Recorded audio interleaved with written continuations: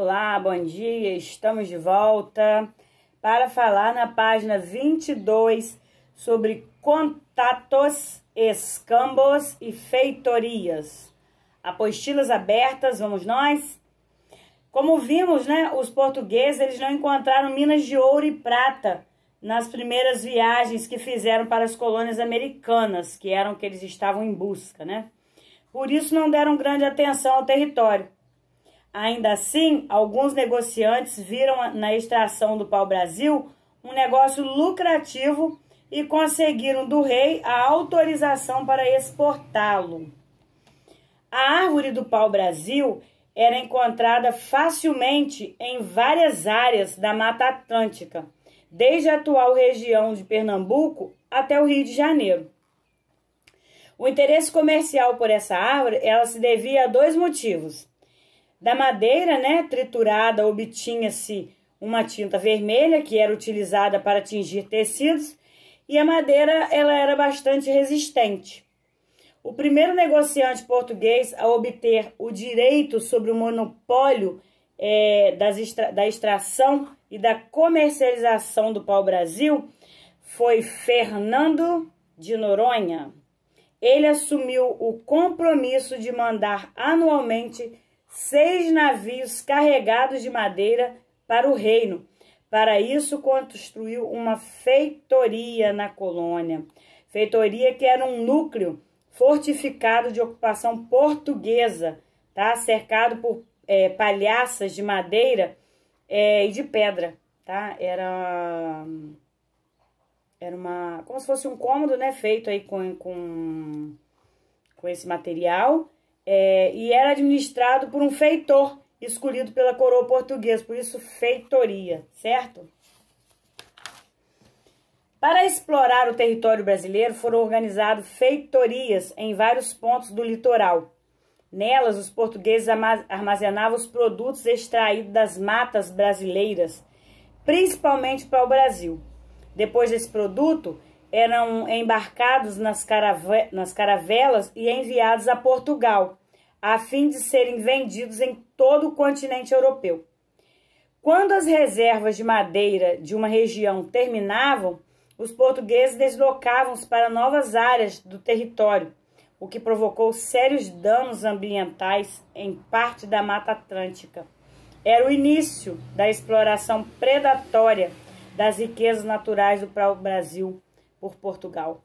Então, a gente pode ver que esse dano causado à Mata Atlântica, ele começou há muitos anos atrás, né? E não teve fim até hoje, como a gente acompanha aí nos documentários, né? Nos telejornais, em qualquer rede social, a gente pode ver que esse desmatamento, ele vem de há muitos e muitos anos atrás. Eram os indígenas responsáveis por derrubar as árvores, cortá-las em pequenos troncos, transportá-las até o litoral e acondicioná-las nas caravelas. Não pense que foram os índios que quiseram fazer isso. Eles eram obrigados, eles eram escravizados e faziam em troca de objetos considerados de pouco valor na Europa, tá? Eles, como presente, olha o que eles recebiam. Anzóis, pentes, espelhos, colares, facas, machados de metal. Os índios achavam isso o máximo. Eles não imaginavam que isso pudesse existir. E lá na Europa era tão banal, era uma bobeira tão grande, que eles traziam e davam de presente para os índios. O espelho, imagina um índio que nunca tinha visto outro tipo de pessoa na frente dele se olhando no espelho. O que ele imaginou? A única coisa que ele conseguia era ver seu reflexo na água, a sua sombra. Ele vê um espelho, você imagina. Eles acharam aquilo o máximo, gente. Todo mundo queria um espelho. Eles derrubavam uma árvore por troca do espelho. Por esse motivo, muitos historiadores afirmaram que a troca de pau-brasil era realizada por bugigangas. A amistosidade, né, dos primeiros contatos logo acabaria. Os indígenas não entendiam o trabalho como uma atividade contínua, visando a acumulação de mercadorias. Também não tinham a ideia de lucrar com a comercialização. Por isso, muitos resistiam ao trabalho forçado, né? fugindo para locais ainda desconhecidos dos colonos ou atacando fortificações em que estivessem vivos, em que viviam. Era muito difícil para os índios, né, que viviam soltos, tinham uma terra que era só deles, de repente eles se sentiam ameaçados, serem obrigados a fazer aquilo que eles não queriam, né, um trabalho forçado, pesado, que eles não estavam acostumados. Aqui no mapa a gente pode ver a expansão da região onde se encontrava o pau-brasil, né, tem aqui o Tratado de Tordesilhas, a feitoria de Cabo Frio, feitoria de Todos os Santos, de Santo Aleixo e a feitoria de Igaraçu, tá?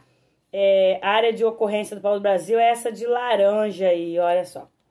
Para extrair essa madeira, os indígenas se deslocavam para o interior. Observe no mapa as áreas mais afastadas do litoral e depois eles andavam por vários quilômetros para transportar o produto até o litoral. Além de tudo, né, eles tinham que andar trechos enormes para poder transportar esse pau-brasil. E a gente vai falar agora sobre a organização política colonial, tá, nessa época. Diante das ameaças de invasões estrangeiras e da diminuição dos lucros com as expedições às Índias, o rei de Portugal ele determinou o início da conquista e da ocupação das terras portuguesas na América. O período entre 1500 e 1530, quando a ação portuguesa foi caracterizada por expedições de reconhecimento, policiamento, né, do litoral e extração do pau-brasil, ela ficou conhecida na história, tradicionalmente como período pré-colonial, tá? Essa denominação do fato de não ter havido povoamento pelos portugueses nesses anos. Pré-colonial, né? Colombo ainda não tinha descoberto a América, ainda não tinha português na América, então por isso pré-colombial, tá? Em 1532, Martim Afonso de Souza, ele aportou do litoral, que atualmente faz parte do estado de São Paulo, e fundou a primeira vila do Brasil, chamando de São Vicente. No ano seguinte, foi criada a vila de Santo André, da Borda do Campo, no Planalto de Pirapitinga. Mas a primeira vila foi a de São Vicente. Composta de 5 embarcações, a expedição de Martim Afonso trouxe 400 pessoas, animais domésticos destinados ao consumo, transporte e tração, tá? Vacas e cavalos, além das primeiras mudas de cana-de-açúcar. Essa planta de origem asiática tinha como subproduto o açúcar, que era muito procurado no comércio europeu. Beijo grande, até a nossa próxima aula e fiquem com Deus.